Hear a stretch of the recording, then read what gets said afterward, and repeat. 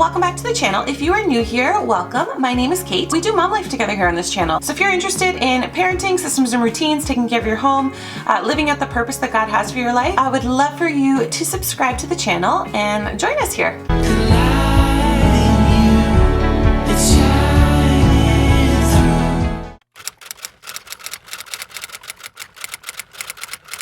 So today I have 11 tips for you for new foster parents. I get questions all the time from people just starting the foster care journey.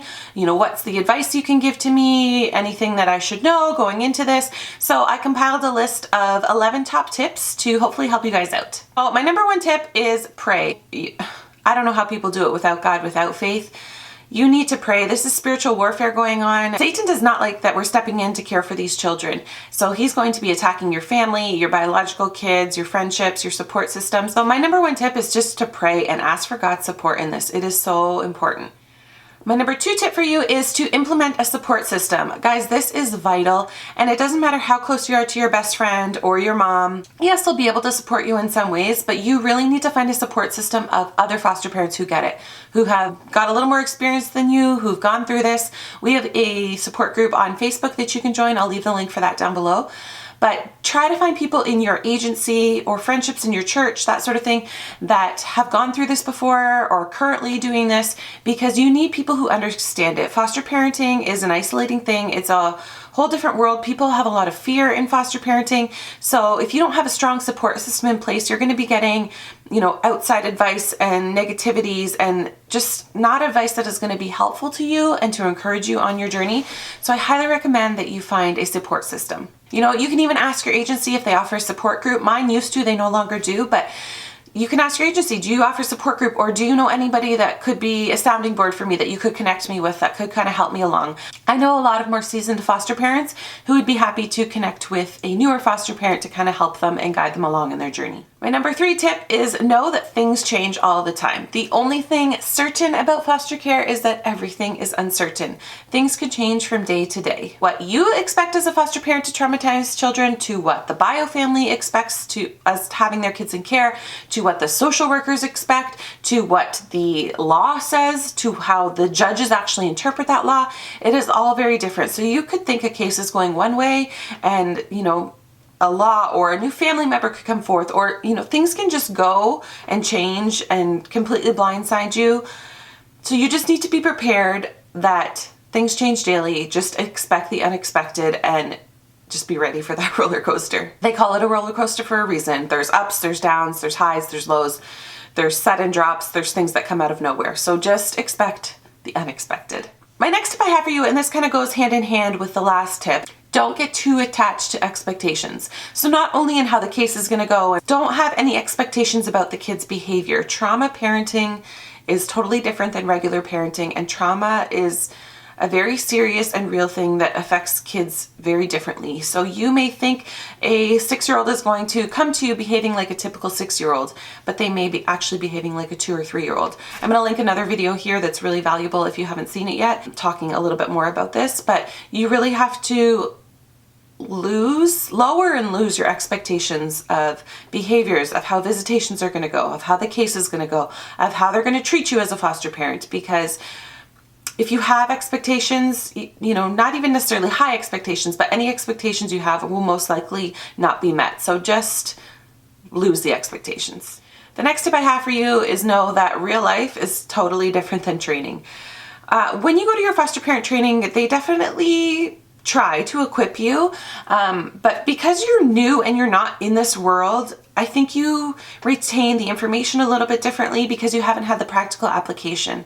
And they can say things, but until you've experienced it, you don't really know what that means. So they're going to give you strategies and tips on how to deal with the foster children's behavior and deal with the bio family and deal with the court system, but nothing can truly prepare you for the journey you're about to embark on. And until you're fully in that role, it's just really hard to use that information that you learned in your training. Real life is different. Practical application of that information is different. So just keep that in mind. You know, you also might find that you are going to be a lot more compassionate than you once thought, or that you're going to be a lot more angry than you thought. Like maybe you thought you'd really be able to support these bio families well, but you get in there and you see how what they've done has affected their kids and you're just really struggling with that. Or maybe you went in there thinking that it would be hard, but you see what they've gone through and you just are so much more compassionate and empathetic towards them. So just know that what they try to prepare you for is just really different than real life. The next tip I have for you is just preparation for access visits or visitation. It's called different things with different agencies.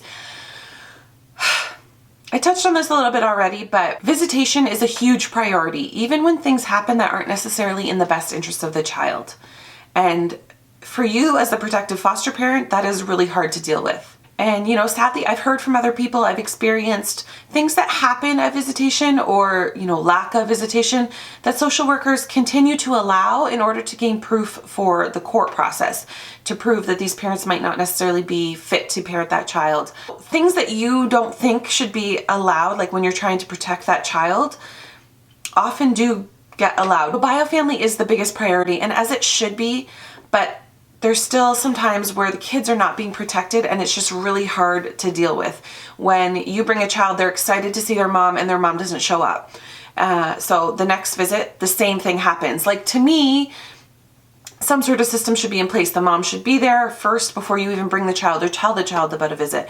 And that does happen, but I find a lot of missed visits need to happen in order for those kind of systems to be put in place. Or parents show up high, but the social worker, they just supervise a little bit closer and they allow that to happen in order to use that as evidence against the bio parent. Like, stuff like this does happen. And I'm not saying this all from my personal experience. I have foster parents all over the States and Canada that reach out to me and talk to me. And the stuff that I hear is just crazy. And agencies vary from state to state, province to province. And I can't tell you exactly how it's going to be with yours, but just be prepared with the visitation. It might not necessarily go how you think it's going to go. On another note, as a foster parent, you have the beautiful privilege to come alongside these families in the midst of their most brokenness.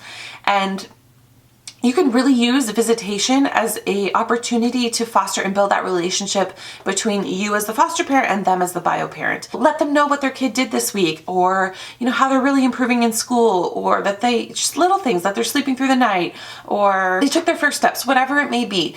Don't just use the visitation as a pass on the children. Try to engage, try to be the one who drives them if you can. It's a really beautiful opportunity to build that relationship and know that let the bio family know that you're on their team and that you're there to support them. I always get nervous before meeting a bio family. And the thing is, I've never, in my experience, come across bio parents that don't love their children. Sometimes the obstacles in front of them are just too large. And often there's mental health and addiction and just issues that you haven't necessarily experienced and you don't really know how that feels to walk in their shoes. So I just encourage you to be empathetic to them and just to give them grace and try and come alongside them. I mean, don't get me wrong, some situations there's pure evil, and in most of those situations there won't be visitation at all.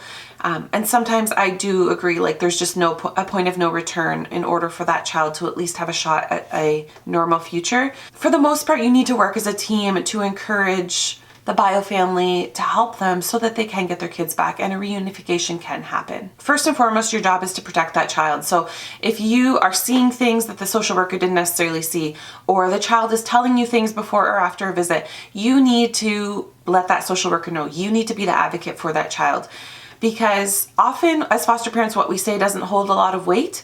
Some agencies it does, with some certain people that you'll deal with it does. But never be scared to speak out because you don't think something's going to happen. Often that will be the case, but you never know. And you need to come forward and protect that child that's in your care. The next tip I have for you, and this one is really for those who want to adopt out of foster care, like myself, biofamily is always the priority. If you cannot support reunification, then adoption through foster care is probably not the best avenue for you. A private adoption or international adoption where a child is already legally free for adoption is probably a better fit for you, because you can't sabotage these families, you can't discourage them, you really need to encourage them, and you really need to put your focus into that. And sometimes that can be really hard, especially for couples who have experienced infertility and they so desperately want to have a child, and they see the way that the biofamily is treating the child in their care, and you know that you would be a better parent to them it's hard and it's tricky. So if you are struggling with a lot of those feelings and emotions, I just urge you to maybe look at a different avenue for adoption. Know that biofamily is always the priority.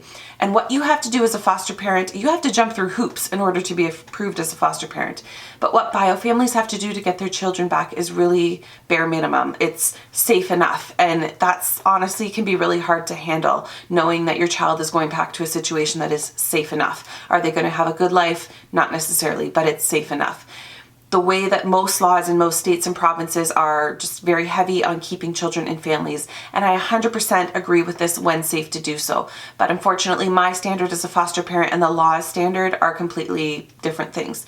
So safe enough doesn't necessarily always sit well with me. And this is why I really try to keep a relationship with that child and with that family once that child has returned home. This doesn't happen in all situations. Sometimes biofamilies want nothing more to do with you once their kids are out of the system. But in some cases it does. And you can continue being a support for that family and just kind of keep an eye on things and know if things are getting really bad again or that sort of thing. I know this is hard, but this is kingdom building work, and these families deserve a second chance, and they do deserve a shot at parenting and having their family reunified, but often they don't have any outside support. So if you can be that person, that's awesome. But like I said, if you really want to adopt and you can't see yourself supporting that, then I would suggest that this isn't the best avenue for adoption for you. The next tip I have for you is document everything. My training, they told us it's not a matter of if you get an allegation, but when you get an allegation.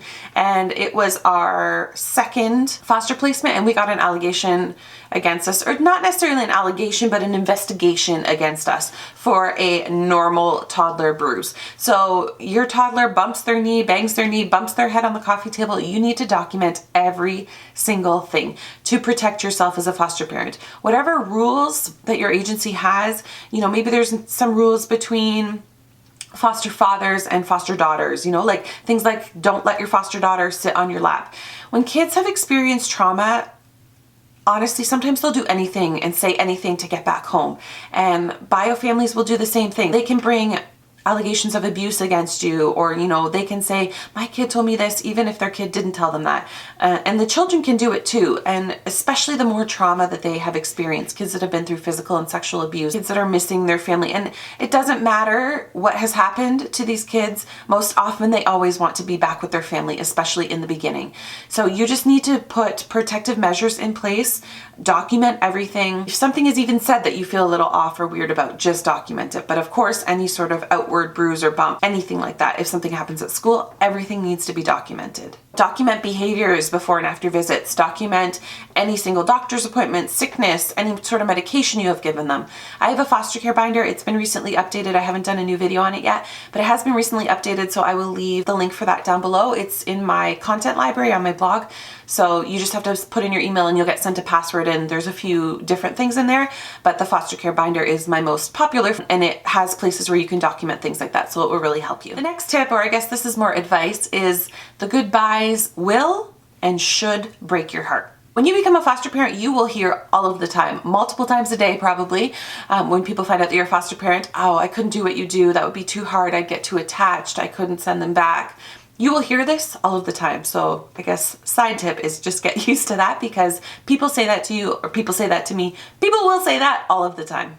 The thing is, you need to get attached. This is exactly what those children need. So this is not a, oh, I want to have fear and protect my feelings. This is a need both on you needing to attach to them and them needing to attach to you. As an emotionally stable adult, you will be able to say goodbye, grieve. I'm not saying it's going to be easy. It's going to be hard. There's going to be a grief period, but you're going to be able to move on from that. If you don't attach to a foster child, that's going to give them more trauma. And as they move or go back to their home, they're not going to be able to reconnect with their family well, or even attach to a new foster family. Attachment is so important. That is the whole basis of being a foster parent. So when people say that to me, I get what they're saying. I get they want to protect their heart. It's the fear of the unknowns. It's the fear of loving a child and saying goodbye. But that is exactly what foster parenting is and what foster parenting should be. If you're not getting attached to these kids, you're not being a foster parent well. And I'm not saying it's going to be easy. Some kids are going to be really hard to attach to. We had one case in particular. It was very hard. I dealt with depression through that case. I couldn't give up on that child. It was very difficult for me, but I still attached. There were still moments where I was able to love that child really, really well. And then there was moments that it was really hard, like when pushing my biological daughter down the stairs. So I'm not saying it's going to be easy, but I'm going to say it is a necessity. Your heart will and should break, and that's how you know you're a good foster parent. Don't let the fear of your heart breaking for a season deter you from loving kids that so desperately need love. All right, that's all I got to say on that. I get a little passionate talking about that one. The next thing I have to tell you is it's easier and it's harder than you think. It is so easy often to love these kids. I just explained in the last tip that sometimes it's hard, but for the most part, it is so easy to love these kids. Within a couple of days, they just become a part of your family. And I think a lot of people fear that they won't fit in, or, things are so different because how they've maybe been parented or what they've been exposed to. But it is so easy. Anything that is vulnerable and anything that needs you to survive, God has put that innate, beautiful nature in us to want to protect and care and love for these kids. So I find that it's so easy to connect these kids because they are vulnerable. Their emotions are vulnerable. Their well-being is in a vulnerable state. Everything is new and confusing to them. And you can't help but love them and just want to give them the world and just give them your love. It was so much easier than I thought. I fell in love with these kids, almost all of our foster children out of our 9 foster children, within minutes. Just like when they put my newborn daughters on my chest for the first time after giving birth. That connection. I had that same feeling with all of our foster children. And I think some people think it's going to be so hard to connect. And, am I going to be able to love them like I love a biological child? People have a lot of those fears. And I just want to tell you, in most cases, not all, but in most cases, it's easier than you think. Most foster parents have no idea what it's like to grow up how these kids have maybe grown up so far until they've come into your care. There's mental health addiction. There's a whole other world of brokenness of people that you know nothing about. You may know nothing about. That was certainly the case for me. Of course, I knew that stuff existed, but when you put yourself into the throes of foster care, you are inserting yourself into people's most broken situations. Your eyes are opened to a whole different world. Addiction, mental health, sexual and physical abuse of children, neglect, starvation. I find myself way more compassionate than I thought I would be because I just thought I would be protective of the kids, but I found myself way more compassionate than I thought I would be for the family as a whole. Often it's generational, often there's no support systems, often they just don't know. They've never been shown how to be a good parent. They themselves were maybe left alone for days at a time, so they think that's normal. As a less broken person, we are all broken. I've said this many times before in my channel and my blog. We're all broken, and I feel like those who are a little less broken are called to care for those who are a little more broken. It's also harder than you think. The stream of social worker visits, medical visits, visitations, I didn't realize how much time it was going to consume. And every case varies. Our first little guy, he was medically fragile, so I was at the hospital 3 days a week in the beginning for certain appointments, and doctor checks for his weight, and then visitation was 3 days a week. It was there was something every single day for him. And I think I went in thinking, oh yeah, there'll be 1 or 2 visits a week. You do a doctor's appointment every few months, but it was literally something every single day. So that opened my eyes real quick to how much harder it was going to be than I thought. With our current case, it is completely different. In some ways, I feel like she's just mine because there's just not a whole lot of foster care appointments. Of course, the social worker visits, that sort of thing. But in the beginning, especially when a child is first placed with you, there's a stream, those first couple of weeks of appointments, people coming into your home, assessing the child, therapists, doctors, speech therapists, OTs, appointments with pediatricians. There's just a whole stream of things. So that was a lot harder than I thought. So be prepared for that. But please hear me now. Foster parenting has been the best thing I have ever done with my life. It has given my life so much fulfillment, so much purpose. It has changed me in ways that I never thought that I needed changing. It has made me so much more compassionate, empathetic. It has allowed me this voice to be able to speak out to other foster parents and be able to encourage, equip, inspire you guys. Before that, I was living a very comfortable just me, myself, and my family consumed life, living for comfort, living for things. And foster parenting has just opened my eyes to a world of brokenness that I never knew existed. Put such a fire inside me to care for these kids and just care and be an advocate for vulnerable children, not only here in my community, but around the world. It has just changed me in ways that I so desperately needed changing. When you see a kid have breakthroughs, guys, it just fills my heart with so much joy. It brings me to tears, good tears and bad tears, but foster parenting fills me in a way that nothing has, other than God, nothing has ever filled me like that. The service of foster parenting is just so rewarding. To be making a difference for the kids in my community, to be making a difference for the next generation. I just know I'm exactly where God wants me. And we've had 9 kids. It's been a 4-year journey since we first made that first phone call. And we've had 9 kids in our care, and the impact that we've been able to have on each other, me on them and them on me, it's been the best thing ever. It's been blessings upon blessings. And although there's 8 children no longer in my home, they're forever in my heart, and I still have connections with some of them. And I want to encourage foster parents, don't be scared, don't be fearful. This is the best thing you will ever do with your life. Okay, I feel like I'm preaching a message here. I'm getting super passionate. Okay, so here's a little bit more of a practical tip, and I'm going to call it self-care, soul care. Foster parenting is hard, it's isolating, it's not easy, guys. I just talked about how rewarding it was, but I'm not saying it's easy. You need to be making sure you're doing things for yourself. Hobbies, working out, eating well, getting enough sleep when you can. Sometimes foster babes don't allow you that, but just try and take care of yourself well. Take care of your marriage. There's been some situations through our fostering journey. Overall, it's strengthened our marriage immensely, but there's been times that it's been really hard on our marriage because we didn't necessarily see eye to eye on maybe taking a new placement, that sort of thing. So be praying for your marriage, be intentional with your marriage. Also with your biological children. Not all of you are fostering to adopt. Some of you are fostering to just foster, but those who are fostering to adopt, not all of your kids are going to be adoptable. Many are going to go back to reunification, which is awesome in a lot of cases. But just know, foster kids are going to come and go, and you can't sacrifice the well-being of your biological children. Learn this the hard way, and there's maybe some decisions I could have made better in order to protect my biological kids better. I'm not saying anything crazy bad happened. Kids are resilient. The positives that being foster sisters have given them far outweigh any negatives, but foster children come and go. Your core family is your core family. Those are the ones who are there forever. So just be mindful and nurture those relationships and nurture them well. Making time to have one-on-one dates with your biological kids, your husband, getting away from foster care, using respite. I did not use respite until very recently in this 4-year journey.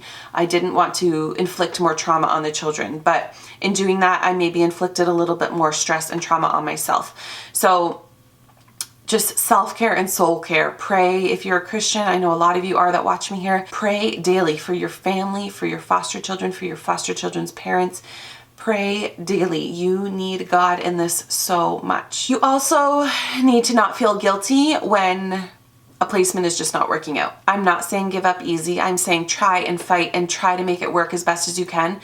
But there are just some behaviors, some things that are just going to be outside of your parenting capability, that are going to be unsafe for the biological children or other foster children perhaps in your home. There's going to be some situations that just won't work, and you can't feel guilty. For me, I felt with a lot of guilt when I would even think about disrupting a placement. And it was only one placement that we had, but I just carried so much weight and so much guilt because I didn't want to be another person that gave up on that child. It mentally put me in a really hard place, and it took me a while to kind of recover from that. So you can't feel guilty. This is my, advice to you as a more experienced foster parent. You can't feel guilty when you know that a placement needs to be disrupted. It's not your fault that they are in care. Do your best, do your hardest, but sometimes you might think that child staying and not being disrupted is going to be the best thing for them when you have a large family maybe, and what that child really needs is individual support one-on-one from a foster parent who has no other biological children or foster children in the home. Sometimes that's just the case. So just be open with your social worker and just really connect with how you're feeling. If you're dreading waking up to that child and another day with them, day in and day out, that's a pretty good sign that you need to disrupt the placement. and don't feel guilty about it. Caring for kids that have come from hard places, sometimes it can have a permanent and negative effect on your family as a whole. And when that child leaves, you are left picking up those pieces with your biological family or other foster children in your care. So I just really want to encourage you there that you can't feel guilt, you can't feel shame if you just can't do it. Know when you can't do it. Know what's in the realm of your capability. In the foster care binder that I referenced earlier, the first page is a pre-placement questionnaire. Before there's emotions attached, I think you should sit down with your spouse, or if you're single, sit down and know what you're willing to say yes to and what you just can't say yes to, and just have those as like hard definitives. And I'm not saying that all the times the worker calling you is going to know that about these kids, but as best as you can, prepare for what you have the ability to parent. My last tip I have for you, this is one I have not taken, but consider getting a therapist. Especially if you came to foster care through infertility, or you've had some trauma in your background, or some things that might trigger you. Getting a therapist, I think, is a really helpful thing. Like I've already said, foster parenting is hard, so just having somebody that can be a sounding board and that can kind of help you navigate through some of the more difficult emotions, especially like I said, when you have your own trauma in your past. In some ways you'll be able to empathize really well with these kids and really be able to connect with them, but in other ways it might bring up some hard things for you. So consider getting a therapist. That's not a sign of weakness, that's a sign of strength. And I haven't done it mainly because of the cost of it, but I definitely see places in our fostering that would be really beneficial to me, that I maybe didn't necessarily cope in the best way, and just sitting in my room and crying all day wasn't the best way to cope with some of the things. So I highly recommend, especially like I said, if you have some triggering things or some infertility that brought you to foster care, that getting a therapist might be a good solution for you. So in conclusion, I just want to say I hope you found these tips helpful. Like I said earlier, we got on this foster care roller coaster 4 years ago now, and I wouldn't change a minute of it. There's been some highs, some lows, lots of tears, but tons of joy as well. Run the race. Do more than just care for yourself and your immediate family. The reward is so great. Thank you guys so much for watching. If you like this video, please give it a thumbs up. Share it with somebody that might find it helpful. Appreciate that so much. And subscribe if you're new here. I would love to have you. And I'll see you guys on the next one. Bye. When we don't feel the